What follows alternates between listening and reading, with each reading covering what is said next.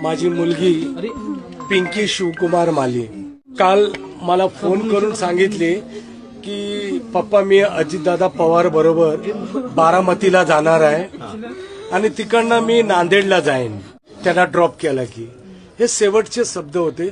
या आठवड्यामध्ये लागोपाठ ही चौथी वेळ होती अजितदादा बरोबर तिची प्रवास. प्रायव्हेट चार्टेड फ्लाईटमध्ये एअर होस्टेस होती. 3 वर्ष ती इंडियन एअरलाइन्स एअरपोर्ट होती. तिकडनं मग ही प्रायव्हेटमध्ये झाली. सकाळी गेली होती आणि असा होईल मग जेव्हा टीव्ही लावला तर फ्लाईट क्रॅश झाला करून असा समजला अजितदादाचा. तर आमचे हातपाय सुजायला लागले. मग नंतर टीव्हीला ब्रेकिंग न्यूज मध्ये पिंकी माली दाखवला तेव्हा एकदम आम्ही कन्फर्मच झालो. 29 वय होता, 12वी पास होती आणि इंग्लिश मिडियमनी लग्न झाला होता.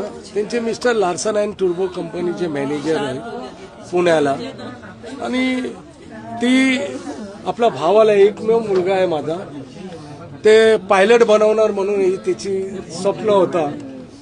आता सचिन भाऊ अहिरचा फोन होता, ते दौंडला आहेत आणि ते मला फोन केले. आमचे घरगुती संबंध आहेत साहेबांची.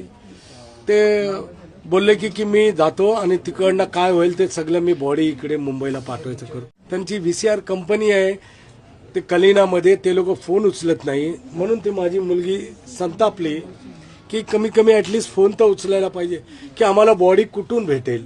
चार्टेड फ्लाईट होता, त्याच्या इनबॉक्समध्ये काय त्रुटी होती, काय कमी होती, काय टेक्निकल फॉल्ट होता हे आता हे नंतरचा भाग आहे. पण मुलगी तर गमावला ना आम्ही ते काय करणार.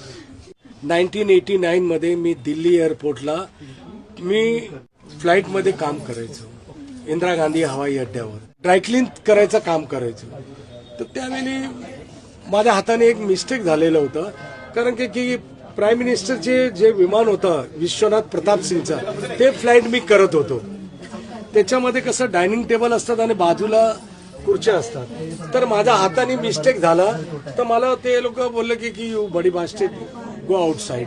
मतलब sir try to understand my problem. I am very poor man. Please sir, give me one chance. Shut up, don't talk to me, only take your payment and go outside.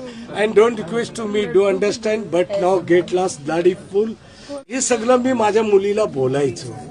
ती जेव्हा माझ्या बरोबर बसायची तर बोलले पप्पा कोई बात नहीं, ये सपना मैं आपका पूरा करेगी. 12वी पास झाल्यानंतर की मॉडेलिंग मध्ये जाऊ की एअर होस्टेस. तर मी बोललो की नाही एअर होस्टेसच कर बेटा, माझं स्वप्न जे आहे ते पूर्ण कर. मग ती त्या लाईन मध्ये खूप होणार आणि शिकलेली मुलगी